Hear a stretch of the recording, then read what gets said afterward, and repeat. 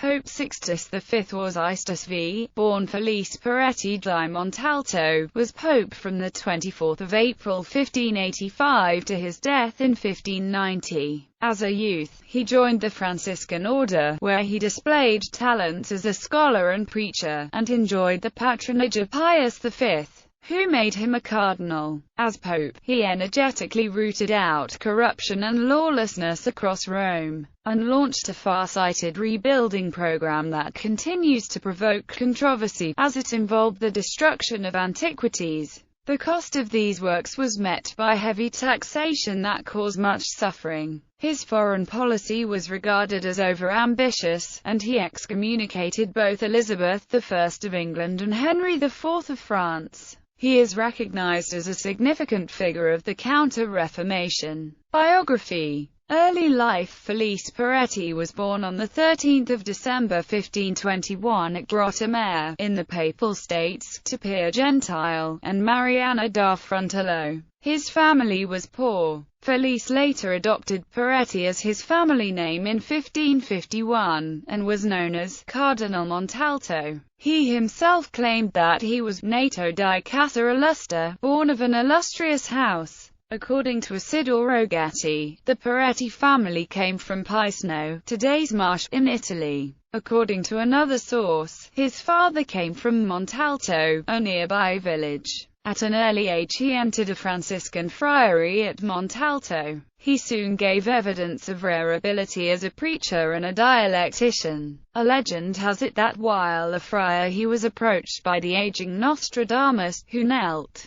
kissed the friar's robe and then exclaimed he was kissing the robe of the future pope. About 1552 he was noticed by Cardinal Rodolfo Pio da Carpa, protector of the Franciscan order, Cardinal Ghislieri and Cardinal Caraffa, and from that time his advancement was assured. He was sent to Venice as Inquisitor General, but was so severe and conducted matters in such a high-handed manner that he became embroiled in quarrels. The government asked for his recall in 1560. After a brief term as procurator of his order, he was attached to the Spanish legation headed by Hugo Cardinal Boncampagna in 1565, which was sent to investigate a charge of heresy leveled against Bartolomé Carranza, Archbishop of Toledo. The violent dislike he conceived for Boncampagna exerted a marked influence upon his subsequent actions. He hurried back to Rome upon the accession of Pius V, who made him apostolic vicar of his order, and, later, cardinal. During the pontificate of his political enemy Gregory XIII, Cardinal Montalto, as he was generally called, lived in enforced retirement. Occupied with the care of his property, the Villa Montalto, erected by Domenico Fontana close to his beloved church on the Esquiline Hill, overlooking the baths of Diocletian. The first phase was enlarged after Peretti became pope and was able to clear buildings to open 4 new streets in 1585–6. The villa contained 2 residences, the Palazzo Sistino or Di Termini, and the casino, called the Palazzetto Montalto e Felice. Displaced Romans were furious, and resentment of this act was still felt centuries later, when the decision was taken to build the central pontifical railroad station in the area of the villa, marking the beginning of its destruction. Cardinal Montalto's other concern was with his studies, one of the fruits of which was an edition of the works of Ambrose. As Pope he personally supervised the printing of an improved edition of Jerome's Vulgate, said to be as splendid a translation of the Bible into Latin as the King James Version is into English. Papacy Election as Pope. Though not neglecting to follow the course of affairs, Felice carefully avoided every occasion of offense. This discretion contributed not a little to his election to the papacy on 24 April 1585, with the title of Sixtus V. The story of his having feigned decrepitude in the conclave, in order to win votes, is pure invention. One of the things that commended his candidacy to certain cardinals may have been his physical vigor, which seemed to promise a long pontificate. The terrible condition in which Pope Gregory XIII had left the ecclesiastical states called for prompt and stern measures. Sixtus proceeded with an almost ferocious severity against the prevailing lawlessness. Thousands of brigands were brought to justice. Within a short time the country was again quiet and safe. It was claimed that there were more heads on spikes across the Ponte Sant'Angelo than melons for sale in the marketplace, and religious were executed if they broke their vows of chastity. Next, Sixtus set to work to repair the finances. By the sale of offices, the establishment of new monti, and by levying new taxes, he accumulated a vast surplus, which he stored up against certain specified emergencies, such as a crusade or the defense of the Holy See. Sixtus prided himself upon his hoard, but the method by which it had been amassed was financially unsound. Some of the taxes proved ruinous, and the withdrawal of so much money from circulation could not fail to cause distress. Immense sums were spent upon public works, in carrying through the comprehensive planning that had come to fruition during his retirement, bringing water to the waterless hills in the Aqua Felice, feeding 27 new fountains, laying out new arteries in Rome, which connected the great basilicas, even setting his engineer-architect Domenico Fontana to replan the Colosseum as a silk spinning factory housing its workers. The Pope set no limit to his plans, and achieved much in his short pontificate, always carried through at top speed.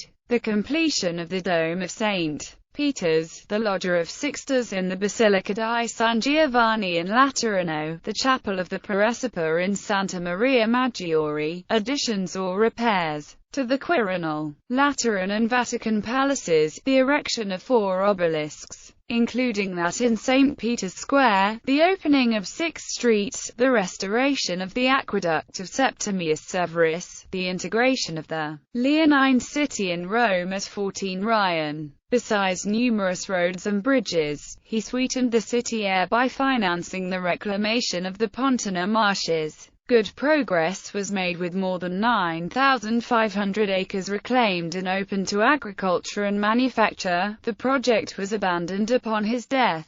Sixtus had no appreciation of antiquities, which were employed as raw material to serve his urbanistic and Christianizing programs. Trajan's column and the column of Marcus Aurelius were made to serve as pedestals for the statues of SS Peter and Paul. The Minerva of the Capitol was converted into an emblem of Christian Rome. The Septes Odium of Septimius Severus was demolished for its building materials. Church administration. The subsequent administrative system of the Catholic Church owed much to Sixtus. He limited the College of Cardinals to 70. He doubled the number of the congregations and enlarged their functions, assigning to them the principal role in the transaction of business. He regarded the Jesuits with disfavor and suspicion. He meditated radical changes to their constitution, but death prevented the execution of his purpose. In 1589 was begun a revision of the Vulgate, the so-called Edition 16. Foreign relations. In his larger political relations, Sixtus entertained fantastic ambitions, such as the annihilation of the Turks, the conquest of Egypt, the transport of the Holy Sepulchre to Italy, and the accession of his nephew to the throne of France. The situation in which he found himself was embarrassing. He could not countenance the designs of those he considered as heretical princes, and yet he mistrusted Philip II of Spain and viewed with apprehension any extension of his power. Sixtus agreed to renew the excommunication of Queen Elizabeth I of England, and to grant a large subsidy to the armada of Philip II, but, knowing the slowness of Spain, would give nothing until the expedition actually landed in England. This way, he saved a fortune that would otherwise have been lost in the failed campaign. Sixtus had Cardinal Allen draw up an admonition to the nobility and laity of England, a proclamation to be published in England if the invasion had been successful. The extant document comprised all that could be said against Elizabeth I, and the indictment is therefore fuller and more forcible than any other put forward by the religious exiles, who were generally very reticent in the complaints. Allen carefully consigned his publication to the fire, and we only know of it through one of Elizabeth's spies, who had stolen a copy. Sixtus excommunicated Henry of Navarre, and contributed to the Catholic League, but he chafed under his forced alliance with Philip II of Spain, and looked for escape. The victories of Henry and the prospect of his conversion to Catholicism raised Sixtus V's hopes, and in corresponding degree determined Philip II to tighten his grip upon his wavering ally. The Pope's negotiations with Henry's representative evoked a bitter and menacing protest and a categorical demand for the performance of promises. Sixtus took refuge in evasion, and temporized until his death on 27 August 1590. Vittoria Coramboni affair. In 1581, Francesco Peretti, the nephew of the then Cardinal Montalto, had married Vittoria Coramboni, a woman famous for her great beauty and accomplishments who had many admirers. The future Pope's nephew was, however, soon assassinated, and his widow married the powerful Paolo Giordano I Orsini, Duke of Bracciano, who was widely considered to have been involved in the killing of her first husband. On becoming Pope, Sixtus V immediately vowed vengeance on both the Duke of Bracciano and Vittoria Coramboni. Warned in time, they fled, first to Venice and then to Salo in Venetian territory. Here the Duke of Bracciano died in November 1585, bequeathing all his personal property to his widow. A month later Vittoria Coramboni, who went to live in Padua, was assassinated by a band of bravos hired by Lodovico Orsini, a relation of her late husband. Contraception, abortion, adultery. Sixtus extended the penalty of excommunication relating to the Roman Catholic Church's teaching on contraception and abortion. While the Church taught that abortion and contraception were gravely sinful actions, it did not apply to all mortal sins the additional penalty of excommunication. Although homicide had always required this penalty, contraception had not. Patristic and medieval theologians and physicians had long speculated and debated over the exact moment the fertilized egg became a human being. While there was broad agreement among them that life was present at conception and that it could only become a human being, the thinking was that this did not necessarily mean God had infused the rational, immortal soul into the body at conception. Following Aristotle, many in the West had theorized that the matter had to be prepared to a certain point before this could happen, and prior to then, there was only a vegetative or sensitive soul, but not a human soul. This meant that killing an organism before the human soul is infused would still be a grave sin of abortion, but that it was not properly a homicide and, thus, did not require excommunication. Some theologians argued that only after proof of the quickening, that there was incontrovertible evidence that ensoulment had already occurred.